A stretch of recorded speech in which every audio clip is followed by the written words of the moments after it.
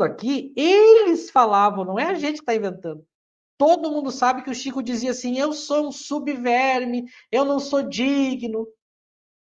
Porque o Emmanuel convenceu ele, diz que se ele dissesse não para o Emmanuel, ele estaria sendo indigno, pecador, se desviando da missão. E aí ele virou escravo. Imagina quantas vezes os espíritos superiores tentaram ajudar, mas o Emmanuel não deixava. É a obsessão, isso é obsessão. A gente precisa entender, e esse é o meu entendimento e de muitas pessoas. O pior da história do espiritismo, o espírito que mais prejudicou e foi contra Kardec, que mais causou mal à história do movimento espírita a milhões de pessoas, foi o Emmanuel. Porque ele criou uma ideia, ele tira das pessoas a evocação, ele cria a ideia de que espírito superior é o que ele faz. Eu vi que alguém comentou ali, o Emmanuel era rígido. Ele só era rígido, mas ele era um espírito bom. A gente chama as barbaridades que o Emmanuel fazia com o Chico de rígido. Só que eu vou dar um argumento para quem pensa assim. Se você acha que o Emmanuel é um espírito bom, então por que você não imita o que o Chico fazia? Se você acha que o Chico, se o Emmanuel era um bom tutor, então você tem que imitar e fazer as coisas que o Emmanuel mandava o Chico fazer. Por que você não faz? Por que se você está doente, você vai no médico?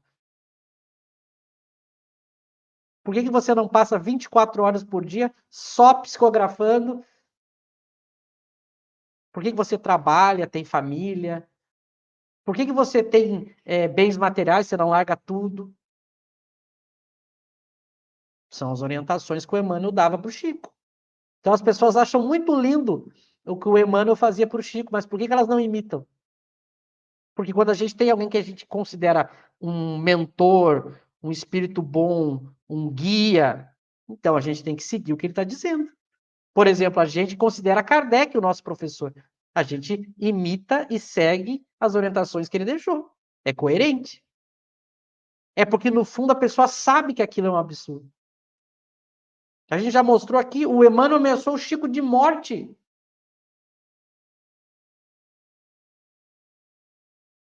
Ah, mas é porque ele era rígido. Ameaçar de morte é ser rígido. Então a gente tem que parar e raciocinar. Raciocinar. E ver se tem isso em Kardec. Para concluir, a gente já passou do horário, já vou agradecer e passar para vocês. Mas para concluir, olhem como é que eram os espíritos mentores na época de Kardec com Kardec e vejam se era igual ao Emmanuel. Kardec ficou extremamente doente. Extremamente doente. E ali no ano de 65, 66. Leiam na revista como é que os espíritos o trataram. Sabe o que os espíritos diziam para ele? Descanse, recupere a saúde, não abuse. E alguns espíritos, inclusive, queriam curá-lo através da magnetização espiritual. O oposto do Emmanuel, que fez o Chico terminar um fiapo, depois de anos de sofrimento. É só olhar os exemplos. Não é nada inventado que a gente está dizendo, isso é público. Então a gente precisa acordar para isso. Eu quero agradecer ao Eric, eu quero agradecer ao José, eu quero agradecer a todos que participaram, principalmente as pessoas novas que chegaram, e que essa live seja para, no mínimo, as pessoas que estão conhecendo agora o que Kardec pensava, que é diferente do que o movimento espírita pensa, que, no mínimo, elas queiram estudar mais Kardec e que elas durmam com uma pulguinha atrás da orelha para pensar nas coisas que a gente falou.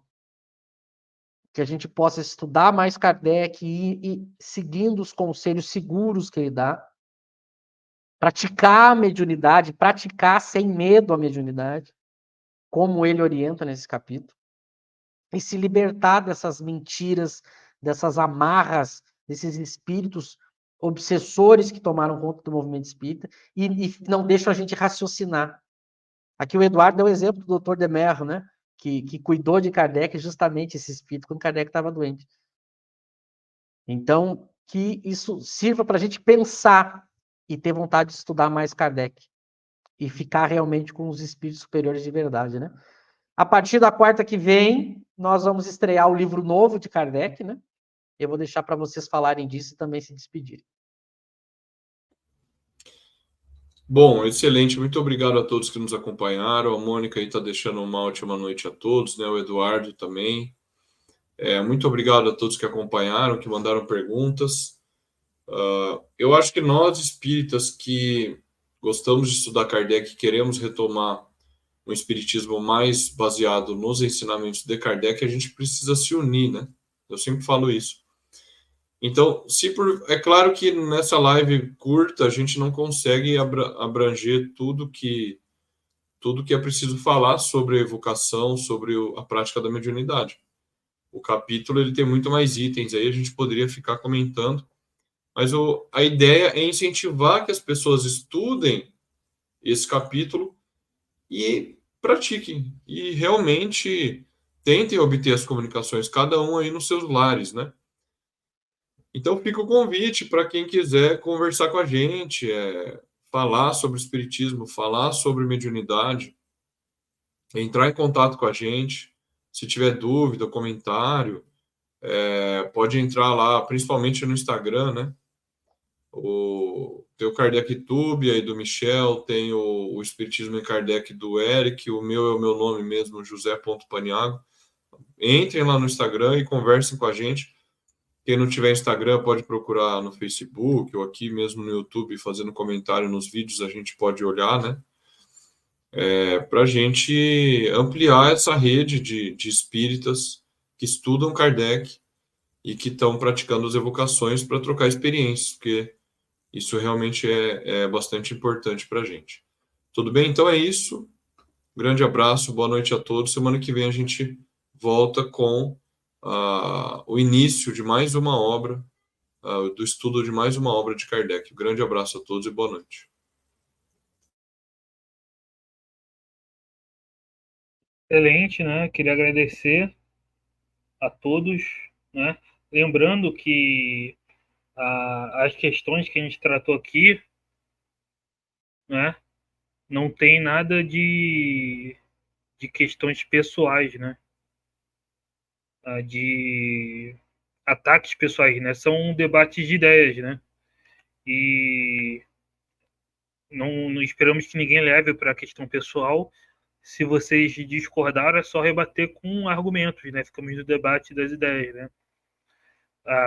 Quando a gente analisa um médium ou um espírito, né, e classifica na escala espírita, por exemplo, como pseudo-sábio e tal, isso não é um xingamento, né?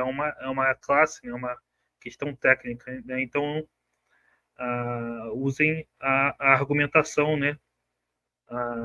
Porque sempre que a gente toca nesses assuntos, o único argumento que vem é vocês são das trevas, alguma coisa do tipo. Então, coloque argumentos racionais, como o espiritismo é a ciência, né? E então no próximo a gente começa com um resumo da lei dos fenômenos espíritas, que vai ser a obra que a gente vai iniciar, né? Que é outra obra de Kardec que traz uma introdução, né, para os neófitos e como um resumo do livro dos médiuns, vamos dizer assim. Vocês já podem ir lendo lá no Kardecpedia, né? Mas então é isso, pessoal. Vocês têm mais alguma colocação? Então é isso. Curtam, compartilhem, se inscrevam. E é isso, pessoal. Até a próxima.